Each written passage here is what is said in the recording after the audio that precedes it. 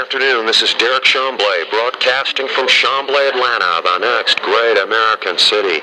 Battleground Zero, the epicenter of the 2017 civil defense of the United States of America. It's a cloudy but beautiful day relatively here in Chamblee, Atlanta. It's winding up on 3:30 in the afternoon. It's Tuesday, August 29th, 2017.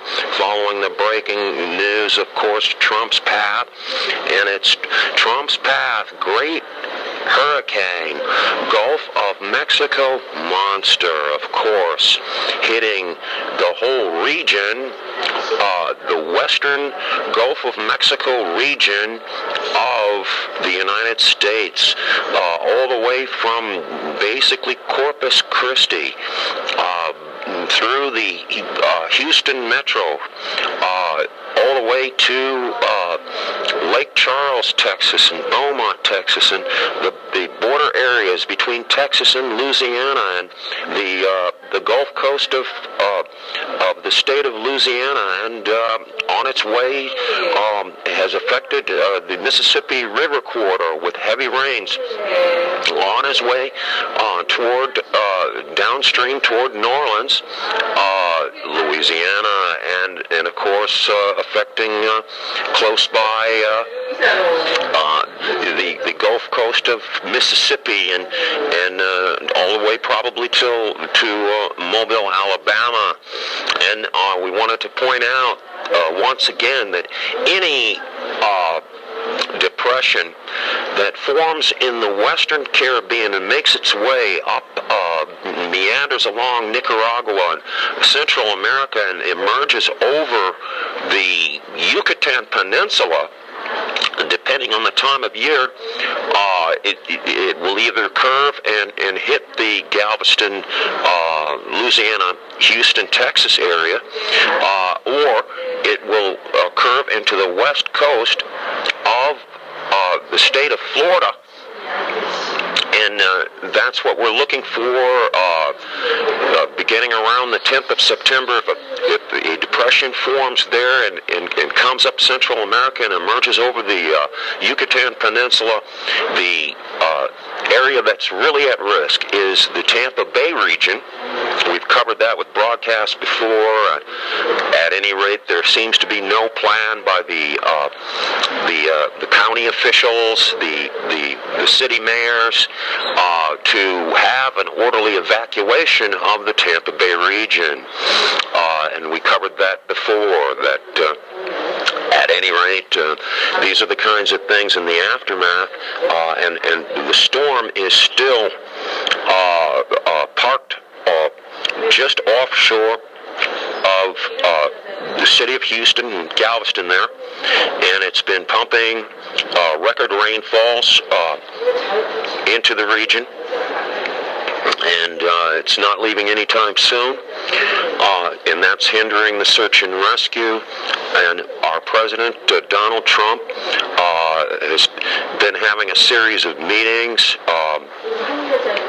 some of it telecast live by Channel 2 of one we're following of the Houston area. Click to Houston, at any rate, and the coordination between the federal government, the state government of Texas, Governor Abbott, and our current president, Donald Trump's Homeland Security, Federal Emergency Management Administration, FEMA, and also the Coast Guard, the Navy, the National Guard of Texas as well, and the mayor of Houston, Sylvester Turner, of course, told the residents not to evacuate, as well as the head of the county commission told them not to evacuate when Governor Abbott, Greg Abbott, said to evacuate. So there was a conflict there in In instructions now, approximately 6 million people are stuck there as the winds are still basically 45 miles an hour, tropical storm strength. It's been that way through the night as tropical storm Harvey went from a Category 4 hurricane that made landfall just south of Houston, and it went down in strength to a tropical storm. And last night, in the course of the evening, it went out back into the Gulf and re-strengthened a little bit there. Hard to tell. And they're following its track, but it's moving very slowly, so it's still pulling rain from the Gulf and just dumping it on the region there. And it's making its way around the arc there of the Gulf of Mexico. And we wanted to point out that any storm that gets in the Gulf of Mexico has got to exit somewhere. And if it misses Tampa Bay, if it misses the Florida Panhandle, oh well.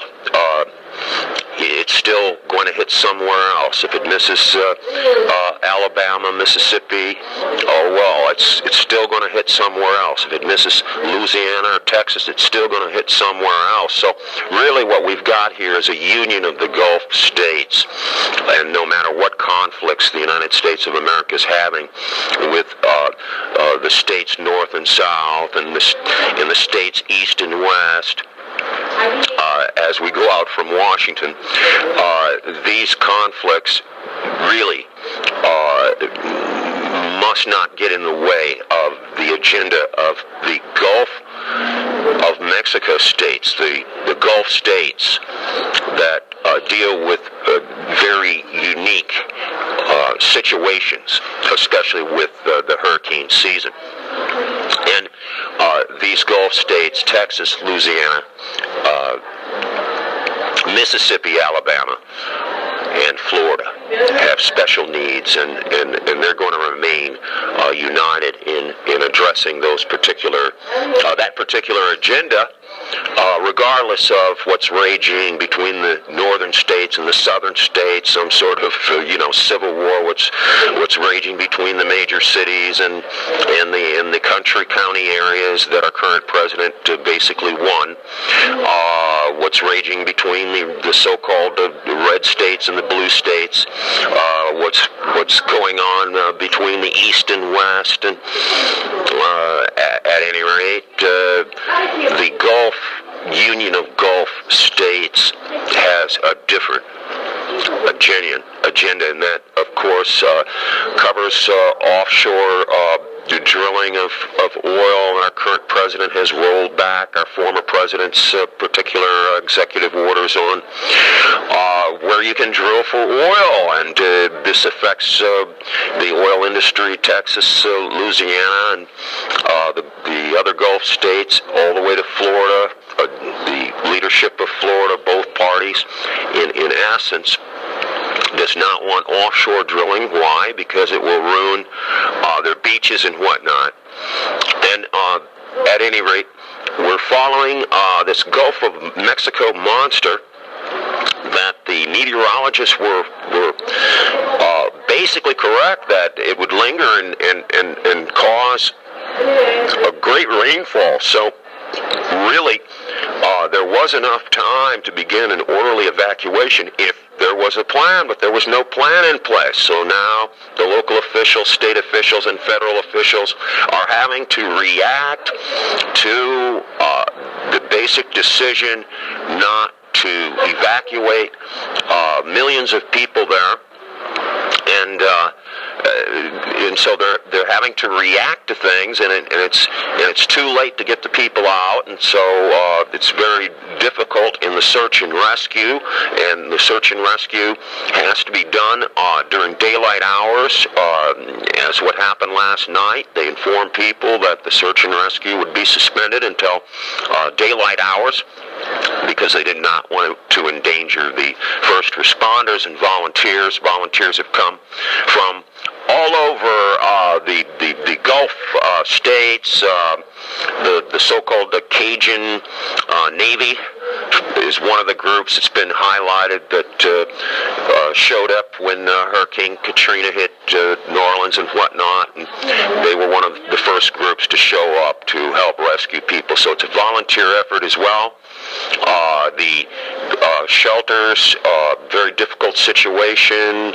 Estimated early figures were 30,000 would need to be sheltered. The numbers are probably way more than that. We're following an article in the New York Times here, if we can get it back here, issued today by the New York Times. No writer is named here. It's the old newspaper, August 29th, 2017.